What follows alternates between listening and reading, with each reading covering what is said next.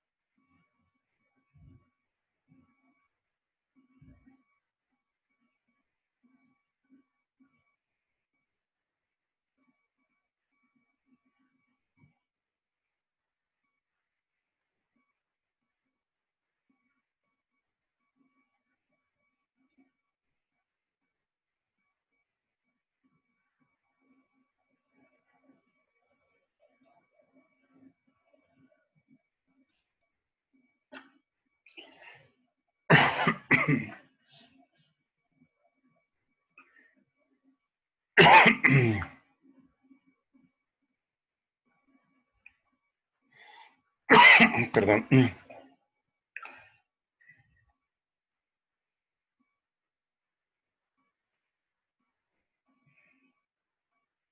A esperar si no hay nadie más.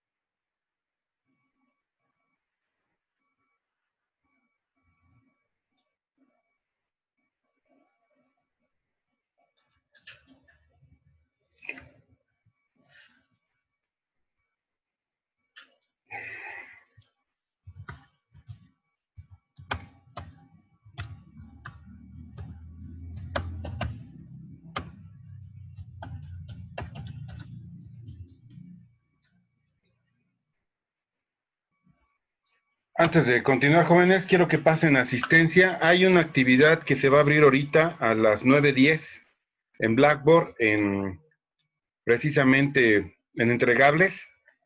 Se abre a las 9:10 y se cierra a las 9:15. Tienen 5 minutos. Entran, envían un mensaje y entran a la actividad. Ahí viene la parte donde pueden escribir un texto. Presente, aquí estoy, lo que quieran, lo envían y ya con eso tienen su asistencia del día de hoy. Se abre a las 9:10, se cierra a las 9:15, por favor, para que pasen asistencia. Ahorita ya está abierta. ¿Es aquella que dice práctica 10? No. Dice toma de asistencia, algo así, ¿no? Se acaba de abrir ahorita.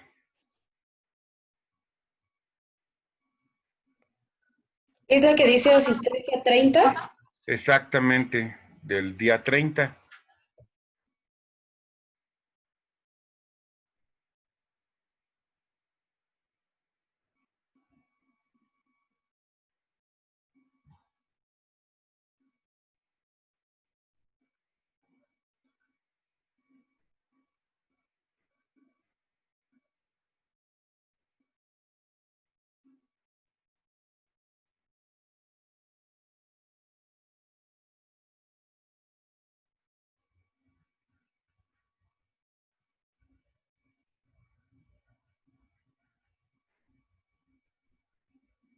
Los que van llegando hay que tomar asistencia en Blackboard. En entregables hay una actividad que se abrió a las 9:10, tienen hasta las 9:15 para entrar, enviarla y pasar asistencia. Solamente hay que enviarla.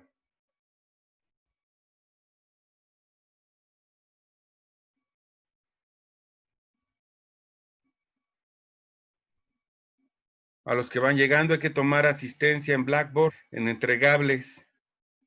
Hay una actividad que dice asistencia 30, hay que entrar, ponen allí un mensaje en el cuadro de texto y lo envían.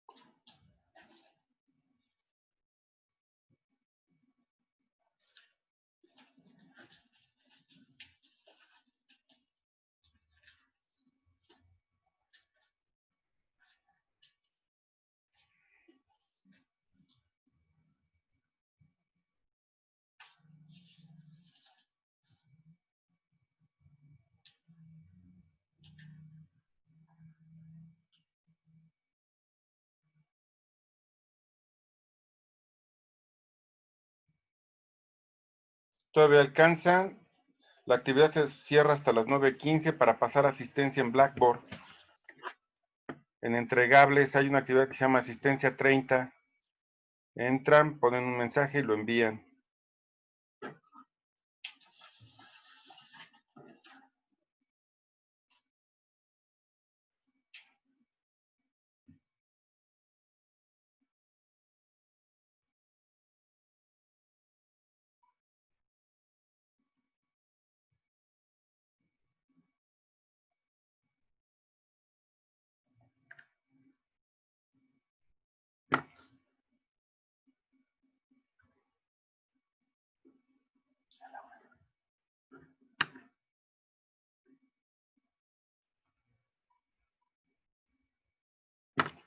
¿Listo?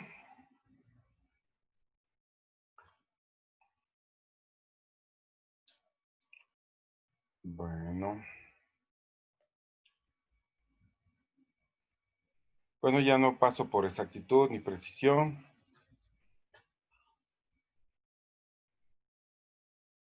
¿Ya estamos listos? Sí, profesor. Bueno, entonces, son los términos que quiero que chequen. Linealidad, ¿sí? Que los instrumentos puedan dar una medición en forma proporcional. Si tuviéramos una gráfica,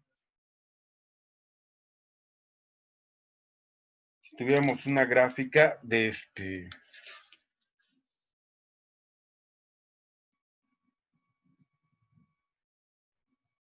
si tuviéramos una gráfica lineal, pues sería un plano cartesiano. Ay, esto no me quiere funcionar.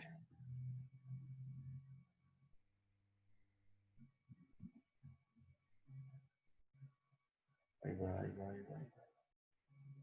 Bueno, de plano. Si tuviéramos una gráfica cartesiana, X y Y, esto se representaría con una línea a 45 grados, que por cada valor medido yo tengo una unidad de medición, ¿sí? Entonces, esa es la linealidad, ¿no? Sería una escala lineal. Algunas les comenté que algunas veces algunos instrumentos llegaron a tener escalas logarítmicas, ¿sí? Entonces, pero pues por lo regular pues es lineal, ¿sí? A cada estímulo va a corresponder un dato, ¿sí? En una escala que va pues de 10 en 10, 20 en 20, 100 en 100, pero es lineal, ¿sí? También vamos a manejar lo que es la sensibilidad, ¿sí? Es la relación de la señal de salida o respuesta del medidor con respecto a un cambio en la entrada.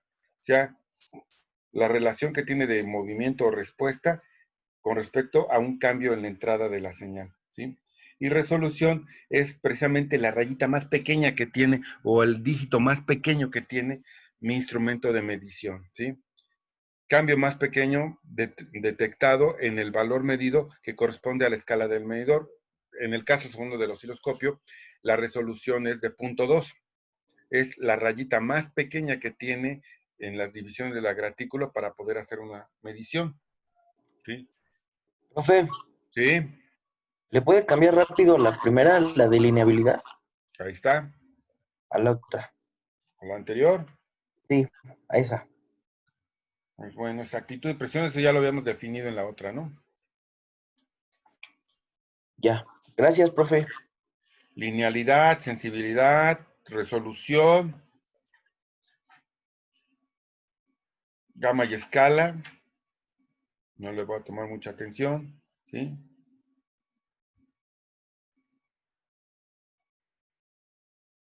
Tiempo de respuesta, ¿sí? Son las que están en el cuestionario. Estoy repasando las que están en el cuestionario. Es el tiempo transcurrido entre la aplicación de una función escalón, una función impulso, y el instante en que el instrumento indica cierto porcentaje, que pudiera ser el 90, 95 o 99%, es decir, que casi se mueva toda la escala, ¿no? Yo doy una respuesta, ¿sí? Doy un pulso de prueba y se supone que este pulso de prueba tiene que estimular casi al 100% al instrumento. Eso sería muy rápido, ¿no? Imagínate, obviamente, bueno, el tiempo de respuesta, si fuera pequeño, dirías, hombre, pues casi en forma instantánea me mide, ¿no?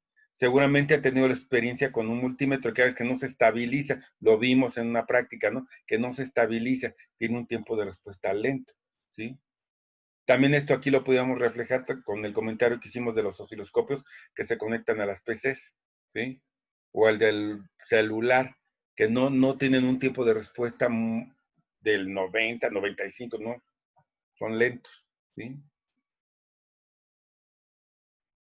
Y sobre alcance, ¿sí? Se presenta cuando la magnitud medida rebasa la magnitud real en función del tiempo. La diferencia entre el valor máximo y el valor final se denomina alcance, ¿sí? Sobrealcance. Representa la magnitud medida rebasada la magnitud real en función del tiempo, ¿sí? Famoso chicotazo.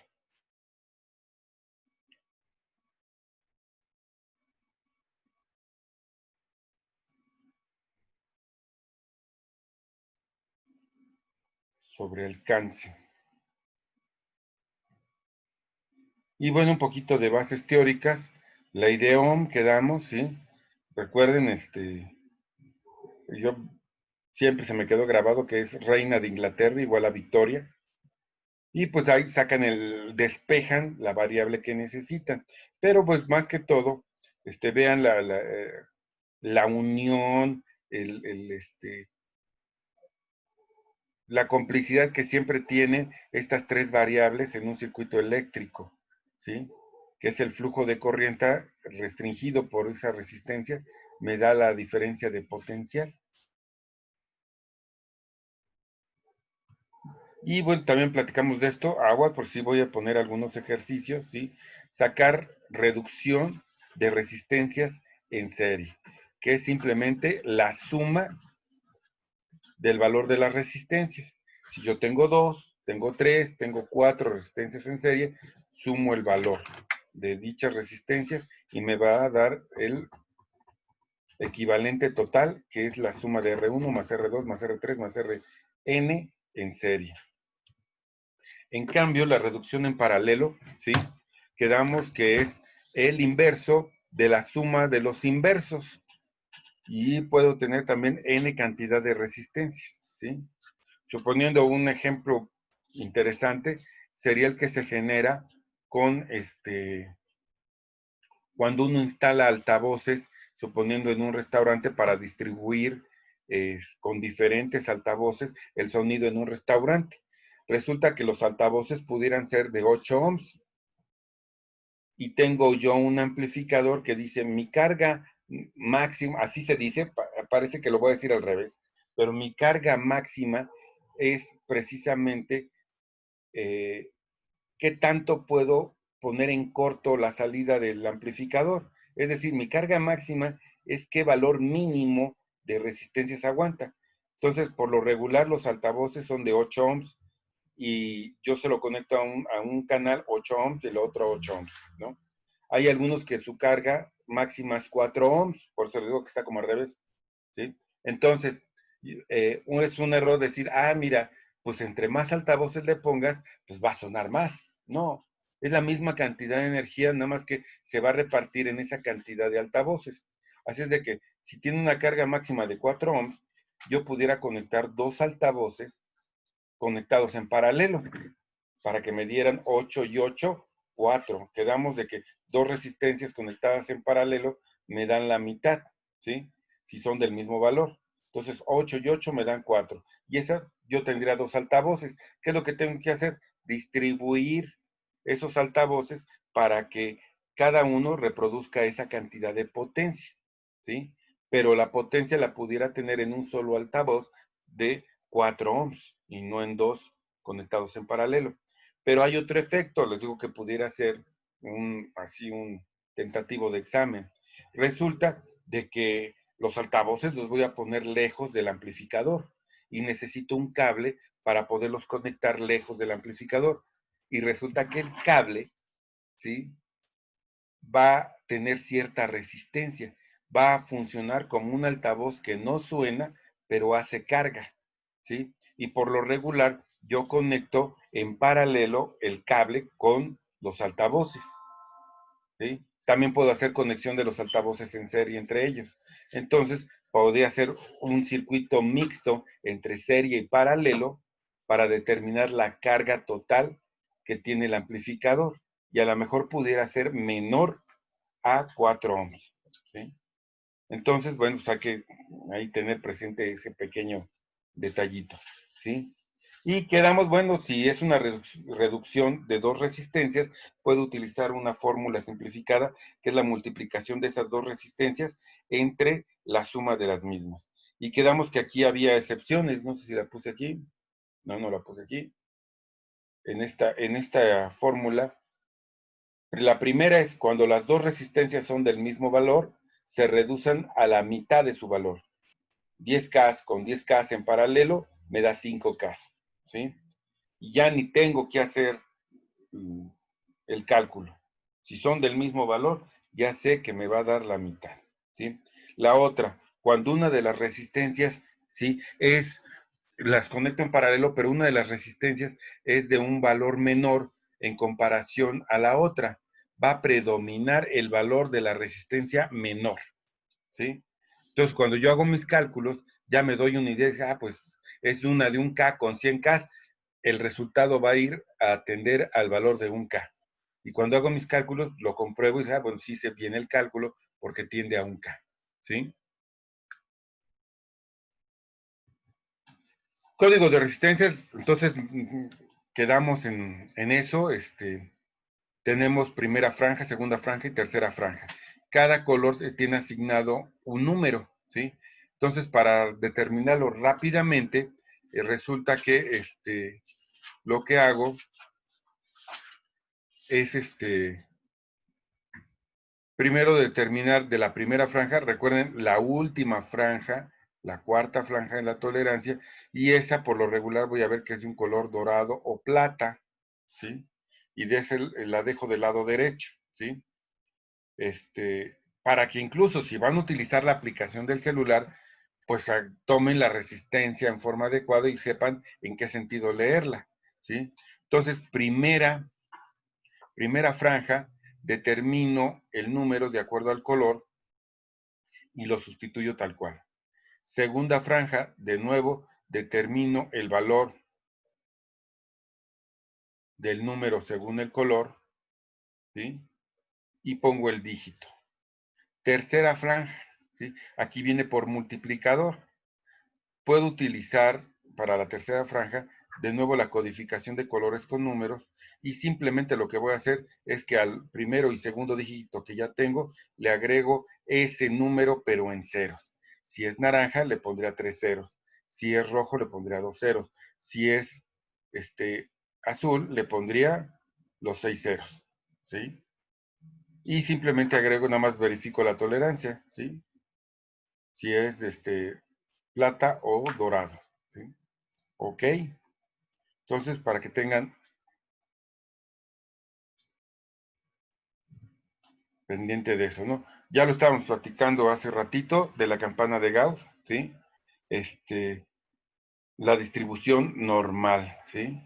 Nos permite saber cuándo los datos estadísticos que yo fui tomando, ¿sí?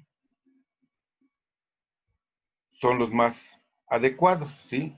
Suponiendo, les digo para ahorita, para poder hacer un controlador de temperatura mejor de un salón allí en Unitec, pues tendría que tomar la temperatura o documentarme de la temperatura durante todo el año para saber qué rangos de temperatura hay en un salón en Unitec y determinar la capacidad a la mejor del aire acondicionado que debo de instalar. Porque pues si no tengo una noción de cuáles son los mínimos y los máximos durante todo el año y cuál es su comportamiento, pues cómo voy a poder hacer un sistema de control automático que puede estar dentro de esos rangos de cambio de temperatura. Entonces es muy importante a veces determinar los datos que me di, poderlos graficar, ¿sí? Para aquellos que a lo mejor no sé quiénes, hace poquito, el cuatrimestre pasado, me dio mucho gusto, le faltó un poquito a la tesis, pero me dio mucho gusto que después de muchos años tuvimos nuevamente un examen profesional y para aquellas carreras que es aplicable, pues se los recomiendo porque es bueno. Un examen profesional pues tiene la, la, la condición de que tienen que hacer un trabajo de tesis. Y un trabajo de tesis, dentro de sus conclusiones, muchas veces, la mayoría de las veces, se apoya en un análisis estadístico, ¿sí? Entonces, sí tienen que tener el cuidado. Si su carrera no lleva probabilidad y estadística, pues buscarse un librito para reforzar toda esta metodología, ¿sí? Porque pues es para un trabajo de tesis. Habíamos quedado de esto, ¿no? También del punto central de la campana de Gauss, que es la media, ¿sí? El comportamiento medio de los datos, pero que muchas veces nos hacía calcular otro parámetro que no sabíamos ni para qué, que se llama desviación estándar. Y la desviación estándar es precisamente un parámetro que me permite tener un rendimiento hacia un lado o hacia otro de la media y poder determinar algunos rangos de acción o de credibilidad de mis datos, ¿no? Estoy a una desviación estándar, estoy a dos desviaciones estándar, estoy a tres desviaciones estándar del valor medio. Y eso lo puedo dar como tolerancia para que la gente sepa, pues, qué tan viable es. Recuerden que una medición está inconclusa si yo no agrego el factor de error. Cuando agrego el factor de error, le estoy dando a quien lo va a interpretar la facilidad de poder agregar o disminuir ese error en la medida y que sepa cuánto falla mi producto, mi medición, mi sistema, ¿sí? Pero esté enterado de qué tanto. Si es muy bueno, pues va a tener un error pequeño, pero si es grande, le estoy advirtiendo qué tan grande es el error, ¿sí? Habíamos visto también esto, el valor exacto puede ser precisamente el documentado, el matemático, el estadístico o el dictado por un especialista, ¿sí? Eso lo manejamos precisamente como valor exacto, ¿sí? O real, ¿sí? Y el valor medido es el que obtenemos experimentalmente mediante un instrumento de medición, ¿sí? Y tenemos esta formulita para poderlo evaluar. Mucho ojo, ¿sí? Valor medido, ¿sí? Por el instrumento de medición, menos el valor exacto o real, entre el valor exacto o real.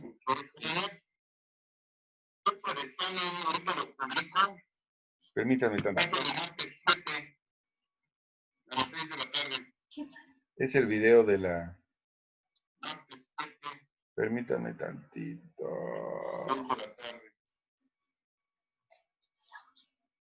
Sí, espérenme.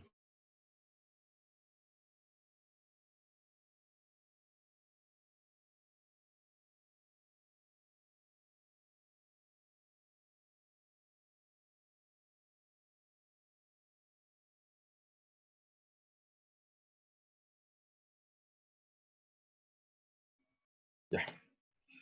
Ya, jóvenes, era yo mismo. Regresamos a la presentación. Compartir. Mucho ojo con esto.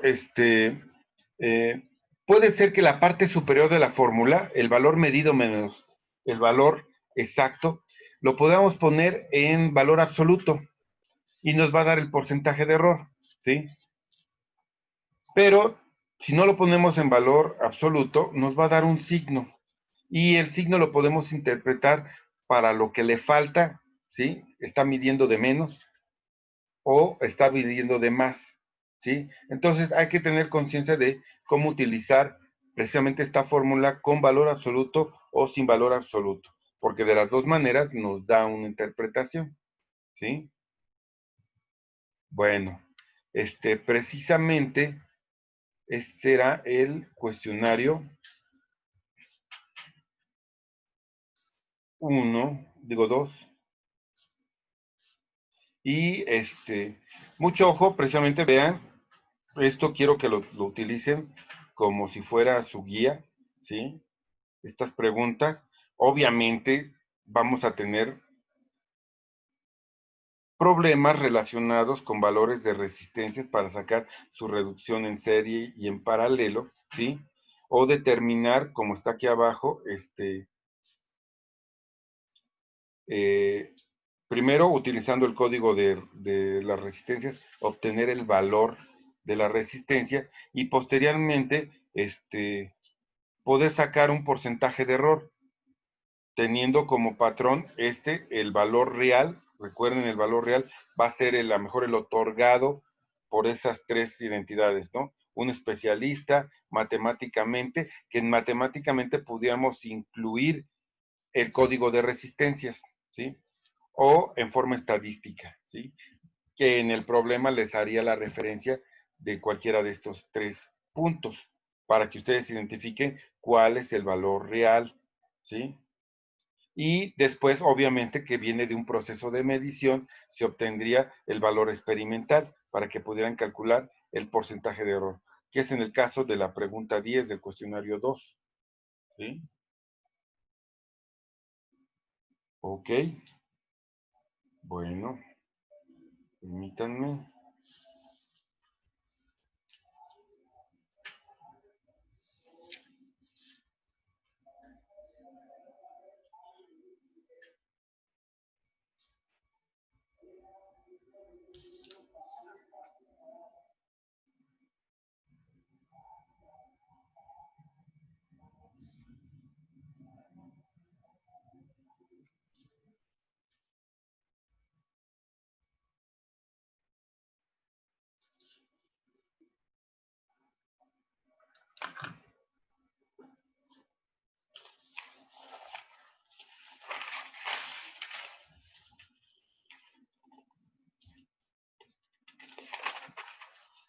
Bueno,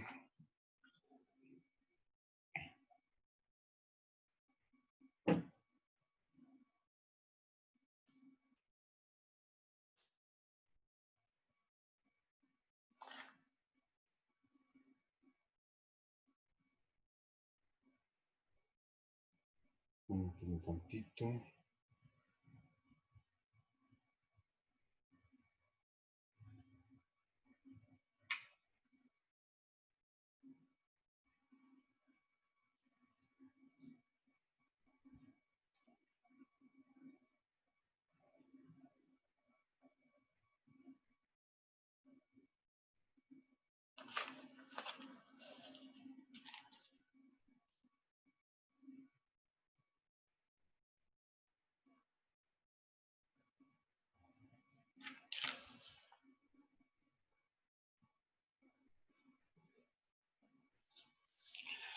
Bueno, van a recordar esta tablita, fue precisamente la tabla que utilizamos para hacer la práctica número 1, en donde,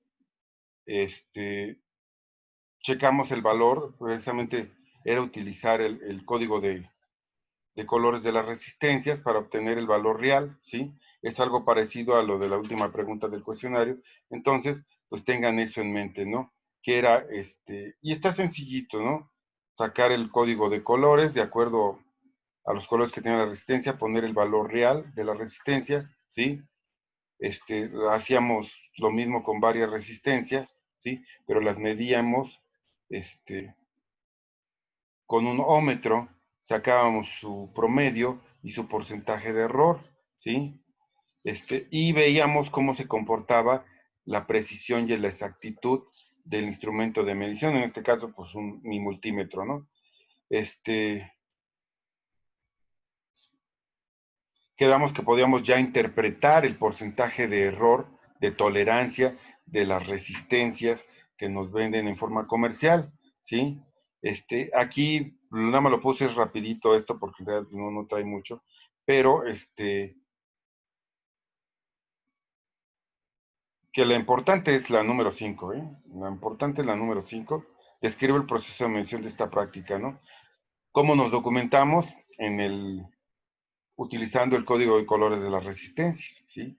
Efectuamos la medición utilizando un ómetro de diferentes resistencias, tratando de, pues, tener una variación con diferentes resistencias, pero haciendo varias veces las medidas, ¿no?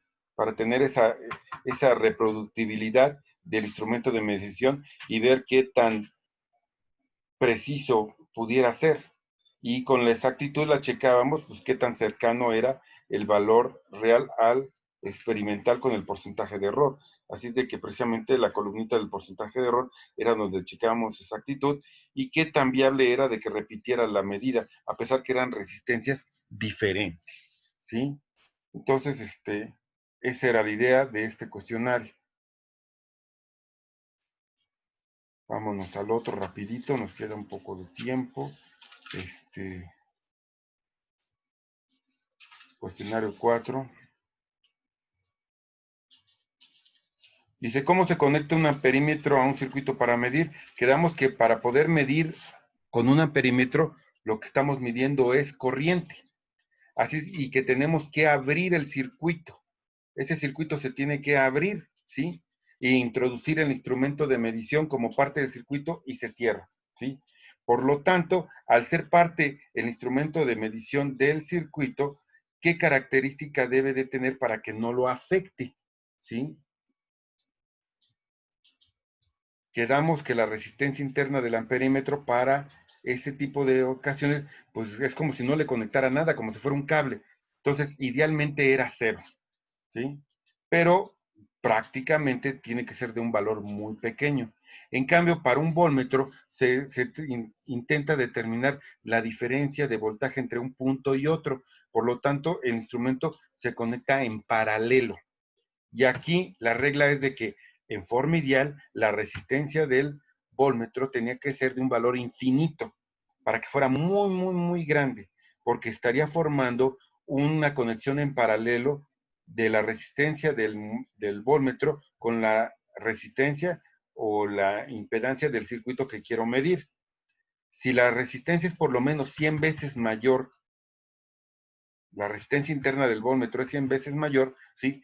Me va a dar un porcentaje de error pequeño, porque al ser iguales se pudiera reducir a la mitad, como lo vimos, que es una de las reglas de la reducción en paralelo. Y tendríamos una resistencia de la mitad de su valor, por lo tanto el error sería del 50%, ¿sí? Así es de que la condición del voltmetro es que sea 100 veces mayor su resistencia interna. Ahí vienen esas dos, ¿sí? Se repiten la 3 y la 4, ¿sí? Y define las características de la corriente directa y las características de la corriente alterna. Corriente directa, su frecuencia es 0, ¿sí? Se supone que es un valor de voltaje constante en el tiempo, ¿sí? En cambio, la corriente alterna es una alternancia de polaridad en cierto periodo de tiempo, ¿sí? Tiene valores que denominamos pico, que sería de la referencia 0 volts al valor máximo, o de la referencia de 0 volts al valor mínimo, o también valores que se llaman pico a pico, que van desde el nivel más bajo de la señal hasta el nivel más alto de la señal. También podemos medir valores RMS, que es la representación en corriente directa de una señal que tiene la misma potencia que esa señal de corriente alterna, ¿sí? y periodo, y que del periodo obtenemos la frecuencia, ¿sí? También hay otro parámetro que era la longitud de onda. ¿Por qué la medida de un voltmetro es diferente a la de un osciloscopio? Pues nos quedamos en eso, ¿no? Que precisamente el voltmetro mide volts RMS, una representación de corriente directa que tiene la misma potencia que esa señal en corriente alterna, ¿sí? Que los instrumentos de medición iniciales fueron construidos con un galvanómetro, y un galvanómetro solamente mide corriente directa, y necesitan un adaptador que se llama rectificador para transformar la alterna en directa, y que nos dan una representación de esto que se llama valor eficaz o valor cuadrático medio, ¿sí? Eso era, ¿sí? Hay que tener presente ese concepto, ¿sí? Acuérdense de los foquitos. Me estoy dando ahorita percatando que creo que de esta clase que la dimos en escrita, en hojas, revolución, no la subí, la voy a subir, voy a escanear las hojitas y las voy a subir para que las tengas de referencia, ¿sí? Y pues que hicimos unos ejercicios, ¿no? Del voltmetro, que los tengan, aunque esté el video, ¿sí? Pero pues a lo mejor les gusta más tenerlo en PDF. ¿Qué les iba a comentar? Vamos a tener repaso el día viernes, nuevamente de los siguientes cuestionarios. Revísenlo para que tengan dudas, o si no entendieron algo, ¿sí? Y y tengamos todo listo para el día del examen. El examen va a ser el día martes a las 8, ¿sí? Si alguien tiene alguna contingencia en ese día, sería bueno que me avisara, ¿sí? Y nada más. Creo que no tengo, les digo, al jefe de grupo, si tenemos jefe de grupo, no tengo ni la más remota idea de cómo se pusieron de acuerdo para que hubiera un jefe de grupo, pero si hay jefe de grupo, si hay jefe de grupo, o el clásico tú vas, ¿no? Creo que no. Si me puedes enviar a Blackboard tu número de WhatsApp y para tenerlo ahí de referencia del grupo, les digo, para estar preparados por si tenemos alguna contingencia el día del examen, poderles avisar qué podemos hacer. Por lo regular, doy más tiempo para que se acabe el examen o lo programamos para otro día, ¿sí? Por si se cae la plataforma. Esperemos que ya se le ha dado mucho mantenimiento a la plataforma de Blackboard para que pueda manejar el volumen de gente que somos, pero pues pudiera ser, ¿no? O si alguien tiene alguna bronca, ¿no? Entonces, sería bueno tener eso. ¿Cuánto va a durar el examen? Pues 2 horas, lo mismo. No sé, les puedo programar un poquito más, como es de 8 a 10, les puedo programar un poquito más, pero dependiendo de las condiciones, luego pasan cosas, ¿no? Y sí, lo alargo, ¿sí?